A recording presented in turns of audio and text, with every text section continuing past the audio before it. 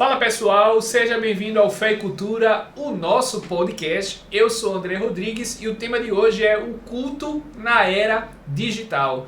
Como será a igreja em tempos de metaverso, né? Eu estou aqui com Marcos Xavier. Fala, oi Marcos. Olá André, muito obrigado. Estamos aqui mais uma vez, gente. Vamos conversar aí sobre esse tema, né, André? O culto aí na era digital, a igreja imersa aí, né, num contexto de realidade digital, a igreja agora no metaverso, muita informação, muita novidade, polêmicas, né, sobre esse tema. Então a gente deve estar preparado a nos questionar e a responder perguntas sobre como o culto deve ser, né? Será que o culto online é legítimo? Será que não é? Uma igreja no metaverso é uma igreja realmente? E a gente deve responder isso com base na Bíblia, né? Então vamos estar conversando aqui, né, André? Sobre essas questões, vai ser muito interessante. Pois é, desde o início da era digital, a gente tem discussões sobre a influência da igreja, se pode ou não pode. Quer dizer, eu sou de uma época que no meu tempo os líderes da igreja não podiam ter TV em casa. Eu vi uma família de um líder ser disciplinado porque foram para o cinema. Quer dizer, não interessa o filme, né? Foi para o cinema. Então, como é que nós podemos hoje dar uma resposta sobre isso? Sendo que a tecnologia, de alguma forma, foi demonizada, né? Você tem ali na década de 70, 80, o rádio era visto pelos crentes como a caixa do capeta, né? A televisão era um instrumento do pecado. A porta do inferno entrando na Muitas escada, vezes né? até né? A gente dá a voz, por exemplo, quando o Lula aparece na TV, né? É um instrumento do capeta. Brincadeira, gente, brincadeira. Mas é isso, Marcos. Quando nós falamos da era digital, os cristãos, eles estão vendo aí a tecnologia avançar. Hoje você já tem um metaverso, né, que é uma realidade virtual que a gente vai falar um pouco daqui a pouco. Mas o que é que nós podemos falar sobre isso? Com a pandemia, houve um crescimento da era digital. Todo mundo hoje está na internet. Uma empresa que não existe na internet, hoje ela não existe, porque meio que a pandemia empurrou a gente, as igrejas começaram a montar os cultos. Como é que foi lá, né, nos teus tempos de igreja, né, no meio da pandemia? Olha, primeiro que quando teve o decreto, né, inevitavelmente todo mundo teve que ficar em casa por causa do lockdown, por causa da pandemia do coronavírus e tudo mais. Então, o que as igrejas tiveram que fazer alguma coisa, né? Tiveram que fazer alguma coisa para não deixar os membros, os crentes dispersos, porque não podia congregar, né? Então, inevitavelmente, a contragosto, a igreja teve que transmitir o culto de forma online. Teve gente que gostou, né? Tem gente que gostou, né? Que já não estava muito afim de ir para a doutrina, culto de oração, 8 horas da manhã. Escola bíblica. Então aí a gente vê a igreja tendo que, inevitavelmente, entrar nesse universo aí de transmitir o culto online. E aí as pessoas passaram a cultuar online, fazer a liturgia online, às vezes sozinho, na sua casa, né? Assistir ao culto, às vezes com sua família. Então a igreja teve que enfrentar por isso aí. Então a gente vai ver igrejas que hoje estão cada vez mais engajadas nas redes sociais e usam as redes sociais, o YouTube, para transmitir a mensagem do Evangelho. Instagram como forma de propagar a mensagem. Então a gente deve olhar para isso aí sabendo o seguinte: nós estamos inseridos nesta realidade, nós estamos neste contexto e nós não podemos fugir disso aí, né? Temos que saber fazer os questionamentos certos, dar as respostas corretas com base nos princípios bíblicos, né? Sem aquilo que André começou comentando, né? Que é aquela resistência puramente moralista, pura ignorância mesmo, de dizer que a coisa em si, a televisão em si, a tela, ela é má. Quando na verdade a gente utiliza hoje a internet para várias coisas boas, né? A gente encontra aulas sobre teologia, sobre Bíblia, cultura. Então isso nos serve como um conteúdo bom de transmissão, né? Como no passado tinha as cartas como um tipo de tecnologia para transmitir uma mensagem, né? Hoje a gente tem a televisão, tem a internet, né? Então a coisa em si, ela não é um problema, né? A tela, a internet, ela pode ser usada e deve ser usada da maneira correta, né? Mas o que a gente deve estar atento é saber responder as questões com base na Bíblia, né? Por que é que um culto online é ou não é um culto genuíno e bíblico? Uma igreja, uma congregação, um ambiente 3D, 4D, não sei, é realmente uma igreja bíblica genuína? Então a gente tem que responder essas perguntas sem moralismo, com base na Bíblia, né? Sem muita histeria, porque é até a questão polêmica, né? Mas vamos conversar sobre isso aqui, vai ser interessantíssimo. Pois é, nosso programa é fé e cultura, né? E falar da fé dentro da cultura. Nossa cultura hoje ela é uma cultura tecnológica. Tudo que a sociedade produz, tudo aquilo que envolve as relações dos seres humanos, envolve tecnologia de última ponta. Quer dizer, hoje tem gente viajando para o espaço, né? Fazendo viagens aí, turismo, né? Conhecendo aí a galáxia. E eu acho isso fantástico. Sou muito feliz por ter nascido nessa época e poder conhecer Pix, isso. né? As transações bancárias agora é só Você Pix. clica no botão, teu dinheiro vai para minha conta, né? O teu dinheiro vai pra minha conta também. Então é isso, gente. Agora, quando nós falamos de culto, Marcos, para iniciar eu acho interessante a gente definir culto, né? Nós não podemos falar de um culto online sem saber antes o que é o culto. Então, como é que nós podemos definir o culto bíblico? Como é que a igreja ao longo da história falou de culto, né? O homem adora. Como é que você vê essas questões aí? A gente tem que entender que, inevitavelmente, o ser humano, ele tem algo no seu ser, que é algo natural dele, que é essa coisa do senso religioso, né? De o ser humano ter uma inclinação natural à adoração.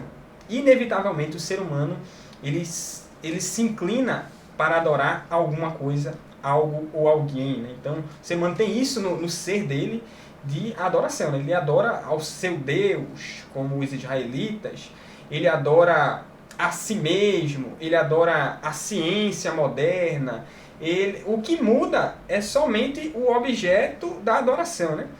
Para o que está sendo direcionada a adoração, né? Mas o ser humano em si, ele adora, por definição, alguma coisa ou alguém. O que muda é a direção dessa adoração.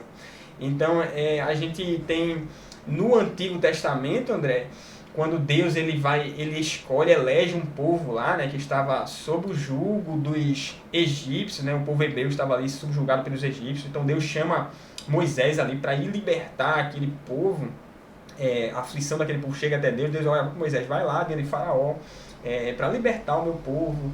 E tudo mais, né? Então a gente observa, e o contexto ali, que aquele povo hebreu estava ali há 400 anos, mais de 400 anos ali em terra egípcia, o contexto era de adoração politeísta, né? Havia ali um panteão de deuses, em que o próprio Deus ele vai mandar as pragas ali no Egito, justamente como forma de juízo aos deuses egípcios, né?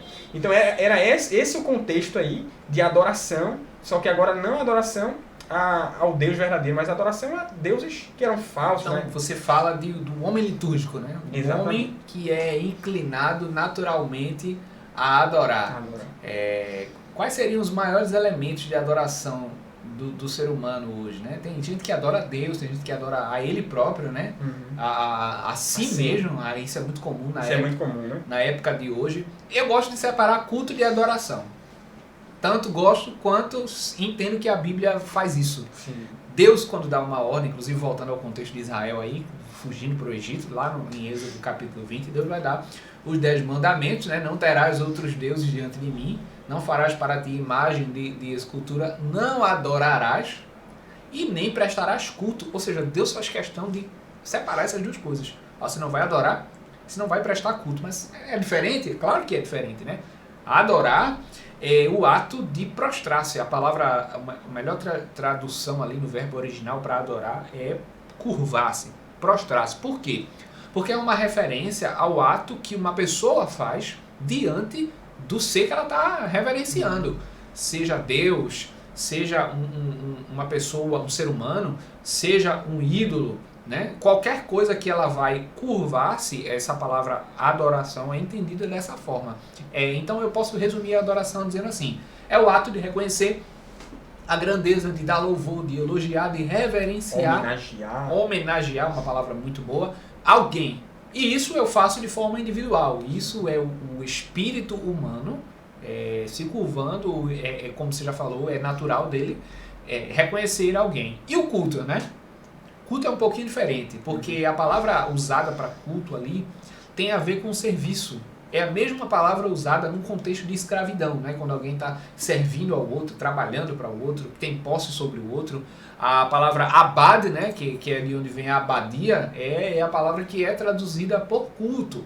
Então, cultuar alguém não é o mesmo que adorar, né? Dentro do culto tem adoração, mas não é a adoração que é necessariamente culto. Cultuar é servir. Cultuar está envolvido ritualisticamente. Isso. Então, a adoração é individual, o culto é coletivo. A adoração é pessoal, o culto é em comunidade. A adoração é uma expressão do espírito humano. O culto é uma expressão ritualística Da de comunidade, um povo. né? De um povo. Né? Exatamente. Eu acho que eu gosto sempre de definir fazendo essa separação, porque isso já explica muita coisa, né? Quer dizer, uma pessoa que está em casa individualmente, trancada no quarto, ela pode adorar, ela pode orar, ela pode buscar Deus, ela pode ser edificada, mas ela não está prestando culto. E na adoração tem uma coisa muito que diferencia do culto, né? Que é aquela coisa pessoal, íntima, e ela não tem aquela rigidez da liturgia, de ter certos princípios que devem reger, né? No caso o culto, né? Na adoração, a adoração ela é pessoal e muito íntima, há uma liberdade de você para com o seu Deus, né? Já no culto, é como você falou, né? Tem que ter alguns princípios, existem alguns princípios, né?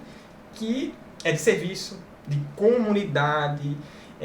No Antigo Testamento existia ritos bem rígidos, né, com padrões bem rígidos, em que a comunidade estava reunida para cultuar, para prestar culto ao Deus verdadeiro, ao Deus de Israel.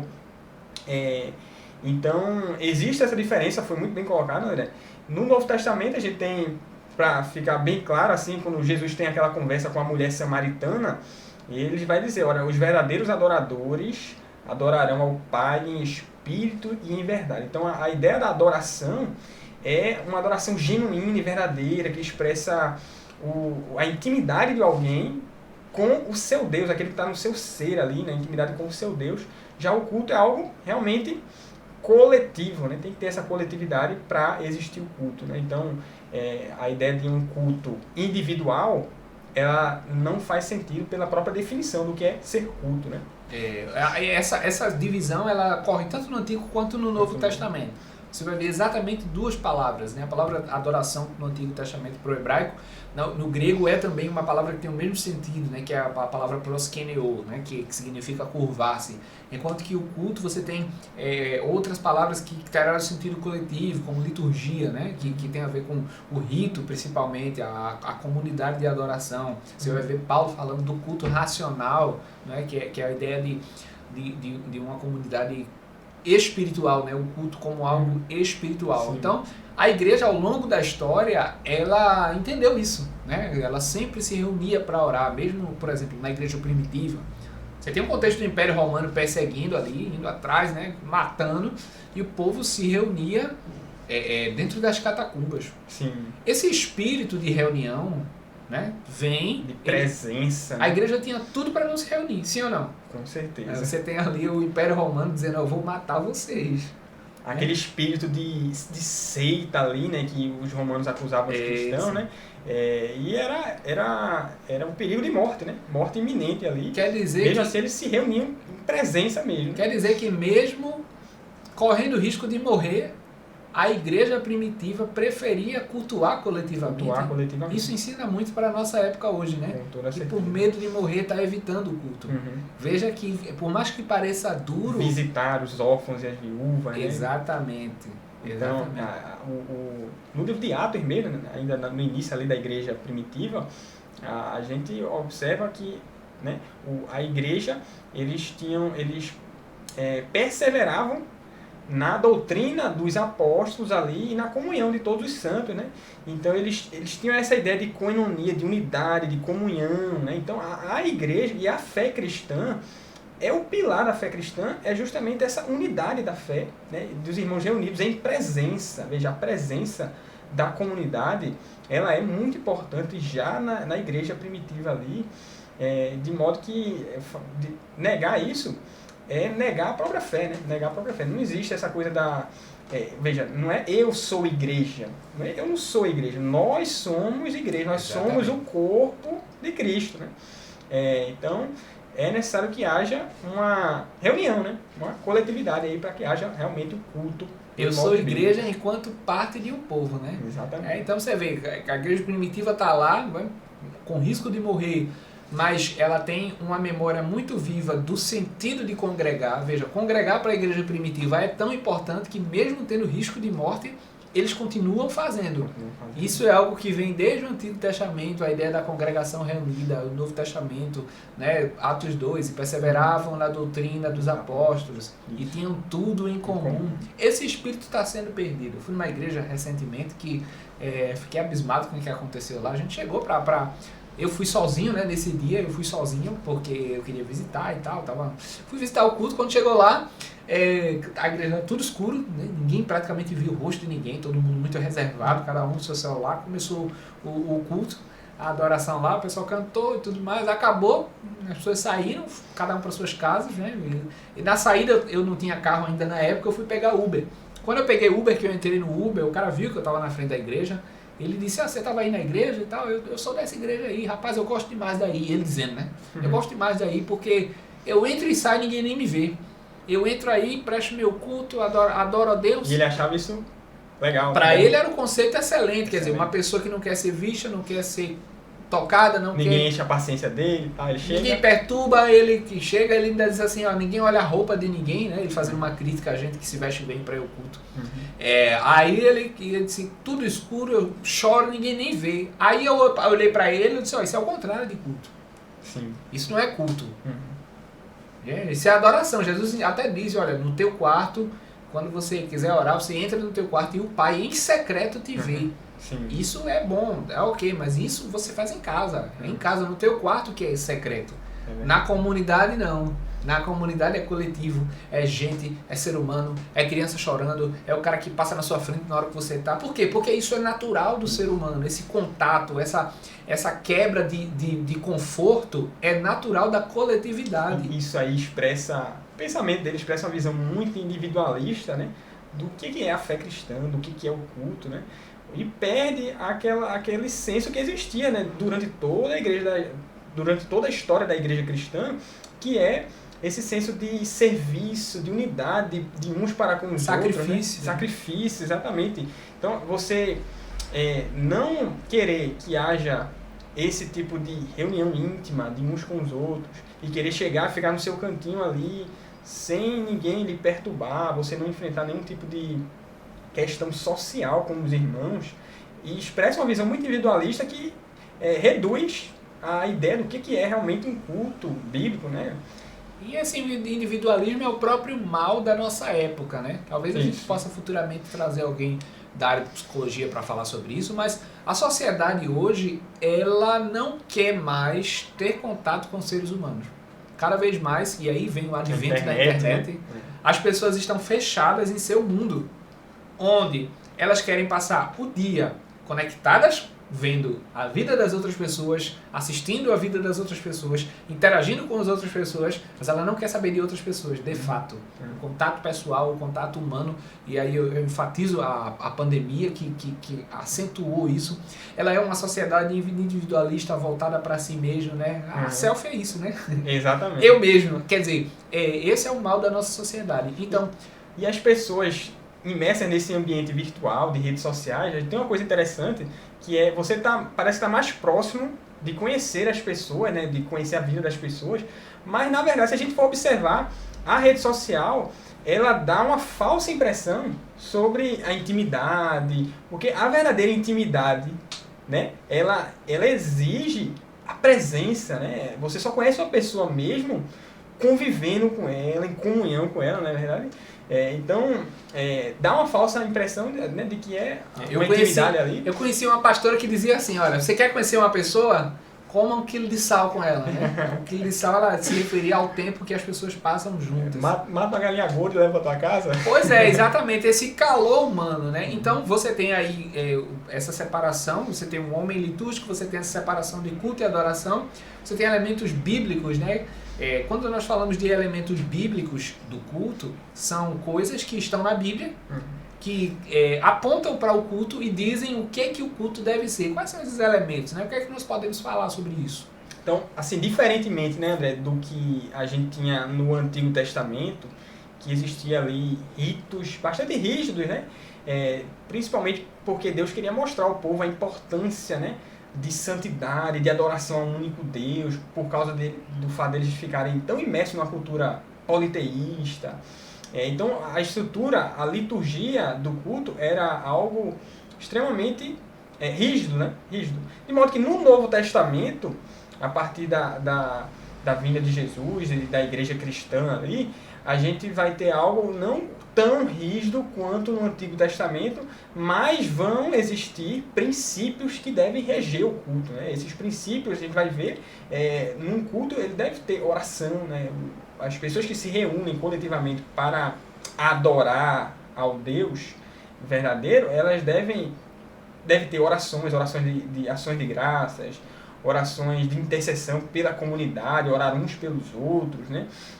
A gente vê que quando Pedro ele estava preso, né? Os irmãos eles estavam reunidos ali, orando por Pedro, né? Quando ele chega lá, né? Bate na porta, eles ficam espantados, é Pedro mesmo? Era Pedro realmente, mas eles estavam ali reunidos orando. Então o culto ele exige essa reunião para a oração. A leitura das escrituras sagradas é importante, a leitura das escrituras, a pregação do evangelho, todo culto deve ter.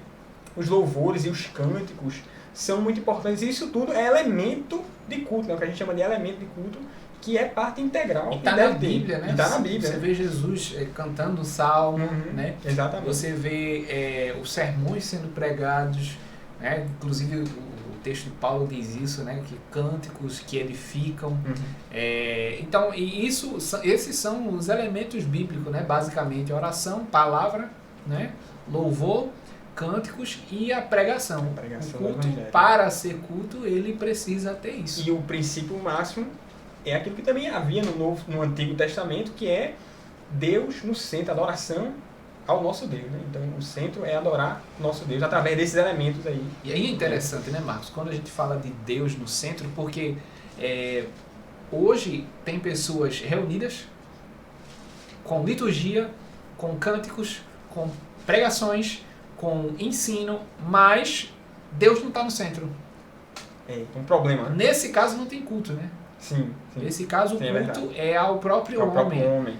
Que são aquelas canções voltadas para o homem, pregações voltadas para o homem. Quer dizer, você tem uma pregação que fala que você é vítima, que você sofreu, que você passou, que você sofreu lá, e aí agora Deus vem para lhe tirar disso e para fazer você ser reerguido. É um tipo de adoração. Uma visão antropocêntrica do culto, né?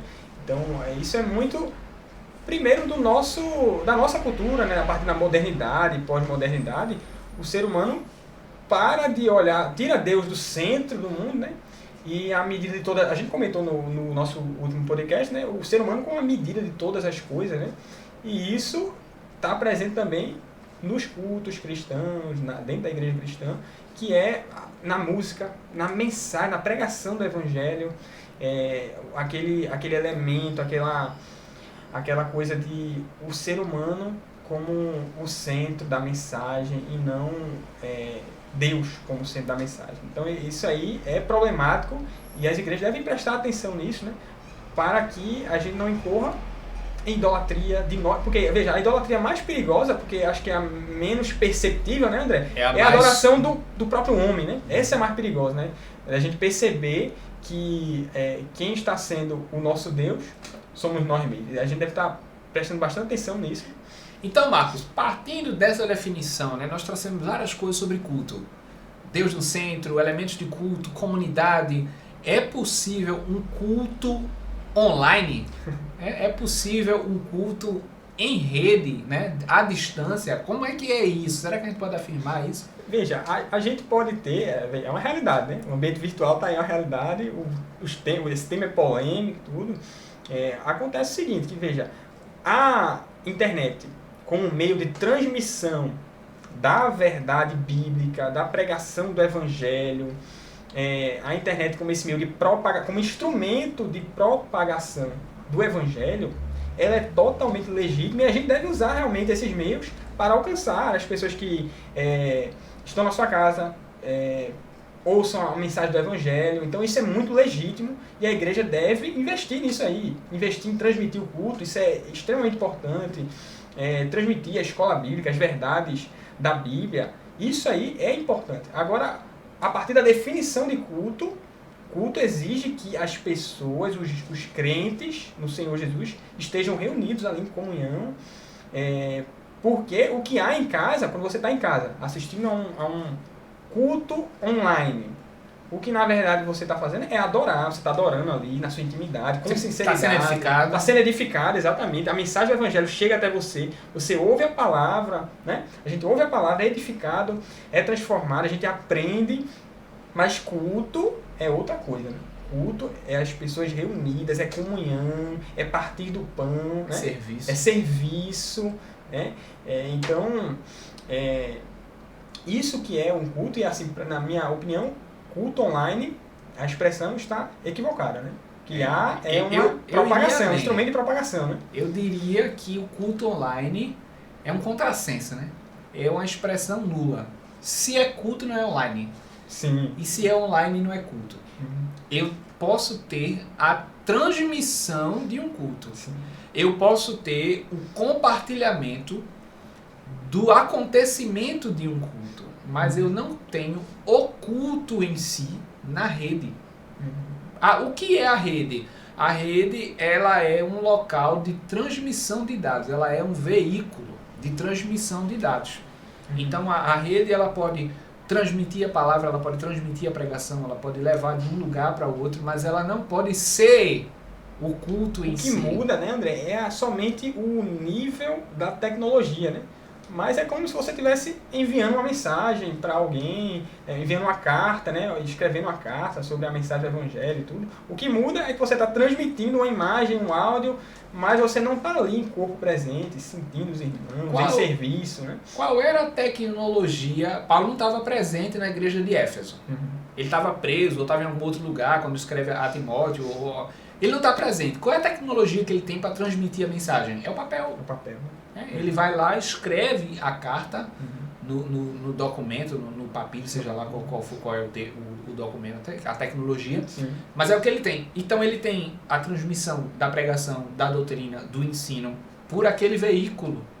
Mas o fato de Paulo ter contato com a igreja ou com um determinado membro, com aquele veículo, não exclui que aquela igreja se reúna fisicamente.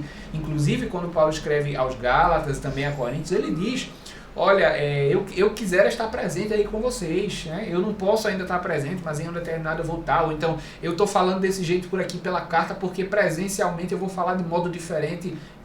Na Bíblia nós vimos declaradamente a importância de se reunir presencialmente, mesmo que haja um veículo de comunicação à distância. Era uma distância longa, mas era um veículo de comunicação. A internet, ela reduz o período de tempo, ela reduz a distância. Instantâneo, né? É instantâneo.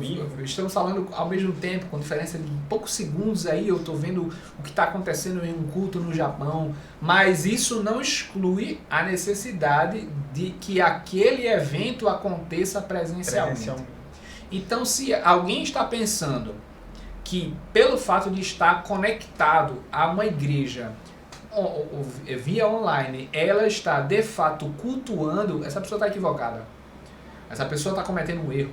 Essa pessoa está deixando de cumprir o princípio bíblico do culto a Deus, né? Exatamente. Ela não está reunida. Às vezes você diz, mas não tem a reunião online? Né? A reunião, ela é a transmissão da informação de alguém que está de um lado para o outro, mas ela não é a reunião, a congregação de fato em si, né? E aí o metaverso, né? O metaverso, aí, rapaz, é polêmico, já tem igreja brasileira, né? Igreja brasileira no ambiente metaverso, né? Que né, André, um ambiente totalmente virtual, em que às vezes você coloca um óculos, né? Um óculos de visualização 3D, 4D, e você tá ali no ambiente como se fosse um ambiente físico mesmo, de estrutura. Veja, as igrejas que estão lá tem templo, tem cadeiras, você chega com o seu avatar, né? Você cria um avatar, e você procura uma cadeira no seu culto, senta lá e tem ali a realidade como se fosse uma realidade realmente do ambiente físico, aumentada, né? Representada ali no ambiente virtual. E aí agora a igreja está lá, agora um amigo meu estava conversando ontem, inclusive, sobre que a realidade já está chegando já para as pessoas, né? E assim, é uma realidade que chega aos poucos, mas pelo que a gente conhece de tecnologia, chega aos poucos e daqui a alguns anos vai realmente se tornar uma realidade para o cidadão comum, permanente. Né? Permanente. E aí eu estava conversando com um amigo, ele dizendo que ele trabalha com vendas, né? E ele dizendo que teve um treinamento ontem, pegou um óculos 3D lá e colocou, ele entrando numa loja e, veja, você comprar na internet hoje ainda tem aquela coisa, você vê ali a imagem 2D, né? Você não vê ali aquela coisa da camisa tridimensional, você não tem essa visualização espacial, né? Aí ele pegou o óculos, voltou lá e viu a loja, o boneco, né? O manequim ali com a roupa, né? Então, veja, já é uma realidade, né? E a igreja está entrando nisso agora, e aí a gente fica com o questionamento, né? Uma igreja, uma congregação dentro desse ambiente de metaverso, é realmente uma igreja? O que é a igreja, pelo amor de Deus? Né? O que é a igreja? Podemos dizer o seguinte, o metaverso ele é uma espécie de universo virtual, né? O nome já é metaverso, traz a ideia de universo, né? Virtual. Na verdade, a nomenclatura se discute, né? Porque pelo fato de ser meta vai além de uni, né? Então, o Instagram, né? O Instagram, Facebook, o dono, Mark Zuckerberg, mudou recentemente, acho que ano passado, né? A nomenclatura, né? Colocou meta, aí tem um símbolo lá do infinito. Meta é a ideia de universo, sendo que mais ampliado pelo fato de ser tridimensional e etc. Então, assim, a pessoa, entre aspas, existe dentro daquela realidade, né? A partir de um avatar, como você falou. Então, assim, por que eu posso dizer que aquilo não deve ser usado? Jamais. Principalmente porque eu sei que daqui a 10 anos... 2030, de fato, aquilo ali vai ser uma realidade entre nós. As pessoas vão estar lá. No metaverso vai ser uma realidade constante, não vai ter como fugir. Para comprar, você vai ter que usar por lá, assim como você vai na internet, né? Agora, o que eu acho engraçado é o seguinte, é que uma pessoa vai comprar no metaverso, eu mesmo vou comprar, se vender, porque vai me permitir ver... Mas se tiver promoção, né? Poxa, se tiver oferta eu compro mesmo, porque vai me permitir ver algo que está, sei lá, a sei quantos quilômetros a distância de mim. Então, a pessoa compra online para ter aquilo fisicamente. Sim. Então imagina uma pessoa que bebe um determinado tipo de refrigerante, ela vai lá no metaverso, escolhe, olha lá a embalagem, mas para ela aquilo não vai fazer sentido se não existir presencialmente, fisicamente dentro da realidade. Então, antes de nós falarmos sobre culto no metaverso, nós precisamos falar sobre quais são as consequências do metaverso. Primeiro porque haverá uma divisão entre o mundo real do mundo virtual. Né? Por mais que se queira juntar o mundo real do virtual, e dizem que o metaverso vai ser a junção de fato, eu vejo como uma separação ainda maior. Porque uma pessoa que vai passar 24 horas conectada àquela realidade, vivendo aquela realidade, ela vai estar presa àquilo, o seu corpo vai estar sofrendo mudanças, no mundo real vai estar acontecendo toda uma transformação enquanto... Psicológica, inclusive. Principalmente. Eu imagino, André, assim, as crianças que vão crescer nesse mundo, né? Vão crescer nesse mundo cada vez mais tecnológico, e imagina uma criança que já é exposta a jogos, a atividades nesse tipo de ambiente, e ainda agora, além disso, está exposta num ambiente religioso, de um metaverso ali. Veja, a mente de uma pessoa é transformada, ela não conhece mais o que é realmente o mundo real, o que é interação, né? Realmente genuína entre as pessoas. Isso, para a mente do ser humano, eu acredito que seja realmente nociva. A gente pode trazer depois algum psicólogo, né, para comentar sobre isso. Tá? Então, se me perguntarem, André, e o metaverso vai poder? Na minha opinião, sim. Até porque não vai ter como fugir. Vai poder, vai ser útil, tá certo? Da mesma forma que eu assisto hoje uma pregação no YouTube e sou edificado, o metaverso vai trazer com que eu assista uma pregação, ouça uma música. Uma estratégia de alcançar pessoas que já estão lá. Aquilo ali vai ampliar a minha experiência. Mas aquilo não é culto. Aquilo não é serviço Não. dominical. Aquilo não é a comunhão entre os irmãos, de modo nenhum. Então, eu vejo o metaverso como algo útil, bom, vai facilitar a comunicação, mas aquilo não vai de nenhuma forma substituir o culto físico. Aquilo ali não é culto físico, não é culto, como nós já explicamos, não é culto, porque não envolve o serviço pessoal de um ser humano para outro. E eu digo mais, e se o Estado quiser controlar o metaverso? Da mesma forma que... Poder para isso já lhe foi dado, né? Cara, o 5G tá aí. É verdade. As cédulas em papel agora cada vez mais vão sendo deixadas de lado, né? E se o metaverso estiver nas mãos de alguém que não quer, que não deseja veicular o conteúdo cristão? Então me diga, a igreja, que existe apenas no metaverso, né? O carinha lá, seguidor do barbudo, que acha que você não precisa fazer parte de igreja nenhuma para ser cristão. O que é que ele vai dizer? Eu me conecto online, eu estou no metaverso. Sim. Se o Estado controlar a informação, ele deixa de ter contato com outras pessoas? O que se pode pregar e o que não se pode pregar. Isso já acontece, né, Marcos? Hoje você... Eu posso dizer uma coisa aqui, que eu sei que a Bíblia é pecado, né? Como, por exemplo, a homossexualidade, a prostituição. Talvez o YouTube vai derrubar o nosso canal na primeira oportunidade, né? Logo de cara. Então veja, isso já é real, isso já acontece.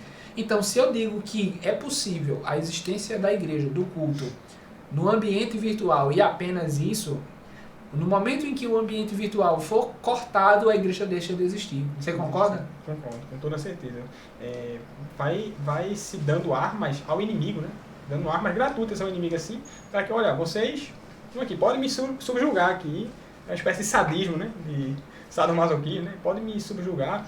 E isso aí a gente vai observar, veja, culto é presencial, igreja é o corpo de Cristo presencial, é a comunhão de todos os santos ali reunidos e exige a coisa que é fundamental, que é esse senso de unidade entre os irmãos, que dentro, se a gente vai adentrando para um mundo metaverso, esquece que igreja é igreja presencial, a gente vai tendo cada vez mais a fé cristã perdendo espaço na cultura. Principalmente, Marcos, quando você fala em que os últimos dias serão períodos de forte perseguição. Forte perseguição.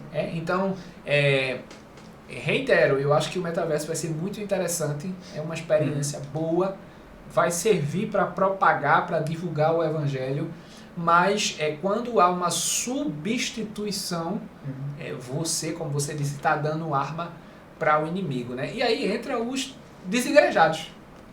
Quem são os desigrejados, né? Como é que eles... O que é que acontece com alguém que não está indo para a igreja, não está congregando, não está vivendo em comunidade, não está em conjuntura, né, pelo aquele sacrifício mútuo? Tem uma autoridade sobre ele, né? Que diga o que é a fé, que lhe dê um norte sobre o que é a fé. Então, o desigrejado, né, ele... muito influenciado por esse crescimento da internet, que a internet é algo em si, não é nem boa nem má, mas ela pode influenciar, né, de modo negativo as pessoas, né? Então, com o advento da internet, o crescimento cada vez mais crescendo da internet, as pessoas se conformam em, não, eu vou ficar em casa, eu posso cultuar em casa, eu não preciso estar na igreja, eu posso ouvir a verdade bíblica na minha casa, eu não preciso de uma autoridade sobre mim. Então até a falta de a figura de um pastor ali, que cada vez mais as pessoas ficam descredibilizando, né? Isso influencia para que surjam aí esse movimento dos desigrejados, né, no meio da sociedade, que é algo realmente nocivo para a igreja. É necessário que os irmãos se reúnam. Os desigrejados, há uma certa discussão sobre realmente o que eles são, né? Porque você tem aí um grupo de pessoas que diz que não é necessário estar ligado a nenhuma instituição, né? E existem os que dizem que não é necessário congregar. Sim. Então tem um cara lá que ele não está ligado à Convenção Batista, ele não está ligado à Assembleia de Deus, ele não está ligado ao presbiterianismo, mas ele está se reunindo em grupo. Sim, sim. Tem hierarquia, tem comunidade, tem repartido o pão, tem Santa Ceia, tem vida em comunidade. Jesus disse, onde eu tiver 2 ou 3 reunidos, ali eu estarei. Então é esse cara que ele abre mão da instituição, digamos assim, uma instituição que já existe, uma instituição consagrada, mas continua se reunindo. Eu acho que cada vez mais a igreja vai ser isso. As grandes mega churches, né, nos últimos dias, na minha opinião, elas não ficarão, elas não permanecerão, porque a tendência é que a perseguição aumente, a tecnologia reduza cada vez mais esse contato e os cristãos voltem a se reunir em casas. André, não sei se você vai concordar comigo, me diga, mas veja, acredito que durante toda a história da igreja, desde lá a igreja primitiva, os irmãos se reuniam nas casas, né, para a comunhão, para a adoração, para o culto, mas a gente sempre observava que existia ali um líder espiritual, alguém que era referência para os irmãos, né? Então, mesmo que essas grandes instituições, igreja, né, vão cada vez mais sendo deixadas de lado por causa da perseguição, né, quando vai chegando o fim dos tempos, e o povo começa a se reunir nas casas e ter essa reunião sem ser institucional, né? Mas ainda assim, você acredita que deve ter um líder, alguém que vai realmente conduzir o povo ali? Com certeza, isso é bíblico. Mestres, né? Isso é bíblico. E quando nós falamos de metaverso ou de uma realidade virtual, esse elemento ele deve ser apenas um veículo de comunicação daquela igreja que se relaciona pessoalmente e que tem liderança. É bíblico um líder instruir o pastor, o líder, o presbítero, sei lá, alguém que vai dirigir a igreja, que vai levar a congregação, até porque Cristo chamou uns para apóstolos, uns para pastores. Então, essa vida em comunidade, ela é algo totalmente bíblico. Para que servem os dons? A edificação da igreja, né? Edificação do corpo de Cristo. Então, não faz sentido ter um dom se eu vou viver uma vida adorando a Deus no meu quarto. Então, para quê? Eu vou falar em línguas para mim mesmo? Vai ter a profecia de mim para mim mesmo? Ora, se eu recebo a mensagem de Deus e eu já sei o que ela significa, para que dom de línguas, para que interpretação, para que dom de cura? Paulo diz, né, que os dons, eles devem servir à comunidade cristã, à igreja, né? Então, o fato de você ter os dons para si mesmo não faz o menor sentido, né? Sendo que os dons para a igreja, para a propagação do evangelho. E quando a gente fala assim, de dizer que nós não podemos negar a existência da igreja, porque os dons existem para edificar a igreja. O contrário é pior ainda. É você negar a existência dos dons e continuar afirmando que existe igreja. Veja, se os dons existem para a edificação da igreja, como é que eu posso dizer que não existe igreja? É errado, os dons existem para edificar a igreja. Agora, uma vez que eu admito a existência da igreja, como é que eu posso negar a existência dos dons? Que é o que muita gente está fazendo aí, né? Sim. Tem uma turma invadindo as igrejas pentecostais, ensinando nas igrejas pentecostais, né, algumas doutrinas aí, e esse pessoal afirma que os dons foram unicamente para os tempos dos apóstolos, que os dons cessaram. Cessacionistas, né? E que os dons não se manifestam mais nos dias de hoje. Então, quer dizer, isso é uma mentira descarada. Essa gente, ela precisa ser exposta. Né? Nós precisamos colocar esse pessoal contra a parede e dizer, vocês estão mentindo contra o Espírito Santo. Porque se eu uso o argumento dos dons para dizer que não pode ser desigrejado porque o dom edifica a igreja, como é que eu mesmo posso negar o dom? Sim. Ou seja, os dons cessaram, os dons não existem mais. E aí, seja no ambiente virtual ou não, a igreja deve defender essa doutrina. Então, você vê, Marcos, como nós falamos aqui de realidade virtual, nós acabamos de encontrar vários problemas na própria existência da igreja. A gente que não quer congregar, gente que quer congregar, mas não admite a existência dos dons, né? São pessoas que acabam perturbando a própria existência, a própria atuação do Espírito Santo, né? Então, como é que nós podemos assim dizer que deve ser a relação entre a igreja e o metaverso? A igreja e a realidade virtual. Um outro ponto que poderia ser comentado também é que a gente vai vendo que nessas transmissões, nessas formas de, mais uma vez, culto, entre aspas, né, online, no metaverso, a verdade bíblica, a liturgia, né, que na verdade não é liturgia, a transmissão dessa mensagem, ela é cada vez mais antropocêntrica, sentimental, não expressa o que é verdadeiramente a fé cristã. Isso tudo todo esse conjunto de coisas, esse contexto aí, vai esvaziando o sentido de fé cristã, de igreja, de culto. Então, a gente deve saber utilizar esses ambientes que estão aí como realidade, impostas a nós como realidade mesmo. Né? Então, vamos lá, o ambiente virtual, a gente deve estar lá presente, pregando o evangelho, transmitindo as verdades bíblicas. No metaverso, que é uma novidade agora, devemos também tomar conta desses espaços, investir para que a verdade bíblica seja transmitida lá também, porque tem pessoas que se utilizam naquele ambiente e vai se tornar uma realidade em alguns anos aí para o cidadão comum. Então a igreja deve investir e ter uma relação de pregar o evangelho lá, mas tendo a consciência do seguinte: nada substitui igreja presencial, corpo presencial, comunidade, unidade cristã, porque o que vai ter lá, é importante que você tenha consciência, o que vai ter no ambiente virtual não é culto, o que vai ter lá não é igreja, né? O que tem lá é a transmissão daquilo que a igreja é. Daquilo que a igreja professa, né? Professar a fé cristã lá, mas comunidade cristã, unidade, a coinonia de todos juntos ali, isso que deve ser entendido para que não haja confusão e o conceito de igreja seja fragmentado. Né? Então, é correto nós dizermos que o culto, ou melhor, o correto é nós dizermos que a igreja, ela é um ente espiritual. Sim. Que existe através da relação entre seres humanos, servos de Deus e povo de Deus. E que a transmissão online, ou o metaverso, ou qualquer outro veículo virtual, é um elemento que faz parte dessa igreja, desse ente espiritual, que faz parte que é o corpo de Cristo. Então, o corpo invisível, né? Nós não podemos confundir um com o outro.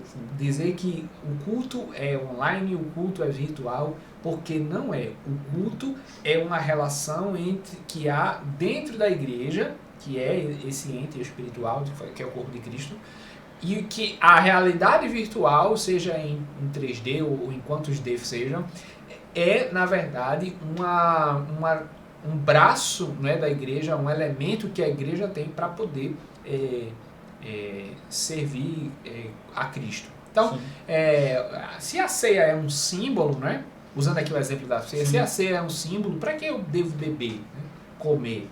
Jesus, de fato, come, ele simboliza aquilo, ele come, ele bebe, porque, de fato, aquele rito deve ser cumprido, né? E deve ser cumprido por aqueles que estão presentes. A própria ideia de sentar à mesa, de cear, né? Cear expressa a ideia de comunhão, né? Expressa a ideia de comunhão entre Cristo e a igreja, né? Então, é importante que, realmente, apesar de ser um símbolo, a matéria ali, o pão e o vinho, a gente deve fazer parte disso, deve ser presencial realmente. Se eu perguntar, Marcos, faria sentido você convidar a sua noiva, né, sua namorada, para jantar? E no momento quando chegasse a hora do jantar, você dissesse a ela: olha, você da sua casa e eu da minha, né? Faria sentido isso? De modo nenhum. Que danada é isso? Eu jamais... É uma bizarrice, né? Isso é uma bizarrice. Então, isso será uma realidade no metaverso, né? Mas por que eu digo que não faz sentido? Porque o sentido de jantar por si só significa ter um momento. Sim. Participar, dividir a mesma comida. Afinal, é compartilhar o jantar, a champanhe, o vinho, né? a Coca-Cola, né? A feijoada, compartilhar daquele momento. Então, o que é a ceia? A ceia é eu pegar esse momento que é real e transformar ele num símbolo. Né? E portanto, já aponta para um anúncio, né? Da morte e ressurreição de Cristo. Né? A ceia, ela é quando a Bíblia pega algo que já existe, que é um momento que os irmãos se sentam para comer, pegar esse algo E eleva, né? elevar ele à condição de uma celebração, um rito. Isso. Então eu não posso simplesmente pegar a ceia e configurar ela aos moldes do que aquela época, ou essa época aqui, entende de ser cear. Então se daqui a 10 anos cear for você entrar online e cada um comer da sua casa comidas diferentes, enfim, isso para mim não fará sentido nenhum. E a ceia no Novo Testamento era isso, era a igreja se reunir realmente para cear, comer juntos, em comunhão, como forma ali de anunciar a morte e ressurreição de Cristo, apontar para verdades da fé, para símbolos da fé cristã, como por exemplo aquilo que Cristo disse, né? Nisto sereis conhecidos como meus discípulos, se vos amardes uns aos outros. Então é na comunhão, no partir do pão, a mesa, é que há essa intimidade, né? Assim como num casamento, né, André? A expressão conhecer, né? Conhecer o marido, conhecer a sua esposa, a ideia de ser uma só carne, é a ideia deles se unirem, né? No sexo, no ato sexual. Sim, prazer e tal. Exatamente. Então isso aí é algo que não pode ser... Já imaginou o sexo no metaverso? O sexo no metaverso, você tá lá, casou, né? Vai ter um momento com a sua esposa e aí ser online. Ser virtual, né? Eu acredito que a coisa vai avançar nesse nível. Com certeza. Sem dúvida nenhuma. Com certeza. Haverá um instrumento onde a pessoa vai estar lá da casa dela, o outro vai estar lá da outra casa dela e elas vão se casamento num ambiente virtual, 3D. Já é uma realidade, isso já é uma realidade, né? Lembrando a importância do dano mental, psicológico, que é o sexo praticado para si só de forma virtual, né? Sim. A masturbação, a pornografia, nós depois vamos fazer um podcast só sobre isso. Sobre excelente. Pornografia. Para instruir muitas pessoas aos danos da pornografia. Mas aí, vamos lá, uma mensagem à igreja de hoje. O que é que você diria para a igreja de hoje? Primeiro, congregue, esteja ali com a sua igreja, né? Entenda que culto é com os irmãos, entenda o sentido, o que é culto, é serviço na comunidade, com os irmãos, com a igreja, com o corpo de Cristo. Você sozinho, você não é igreja. Igreja, você é parte da igreja, né? É membro do corpo de Cristo. Então, saiba que você pode utilizar as mídias digitais, o ambiente, a realidade virtual, o metaverso, seja lá o que for que nos é colocado aí à disposição como ferramenta para a propagação do Evangelho, para transmitir a mensagem do Evangelho, para entrar no ambiente cultural e propagar, né, a mensagem do Evangelho. Mas igreja é a comunhão, né, o serviço, o culto tem a ideia de serviço, todos juntos ali. Então, esteja ali sob a autoridade de um pastor, de um líder, na comunhão de todos os irmãos, servindo aos seus irmãos, porque Deus lhe deu dons, Deus nos dá dons, né? E é para a edificação da igreja, isso acontece de forma presencial, todos juntos. Então, Deus abençoe sua vida, papo muito bom, né, André? Então aí, fica aí essa mensagem. Eu acho que você precisa realmente, faço minhas as palavras de Marcos, cuidado com os últimos tempos. Os últimos tempos serão de perseguição, os últimos tempos serão de dura existência, vai ser difícil, né? Virão guerras, momentos aí complicados para a igreja. E eu acho que a igreja deve se preparar para isso, para você enfrentar de uma forma unida, junta, né? Aquilo que será o momento final até a vinda de Cristo.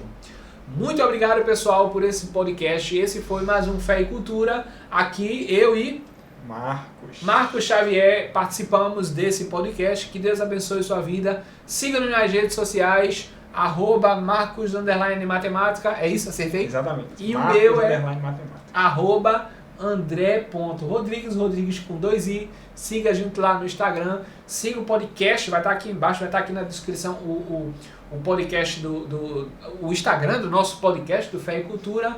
Deus abençoe você e até a próxima.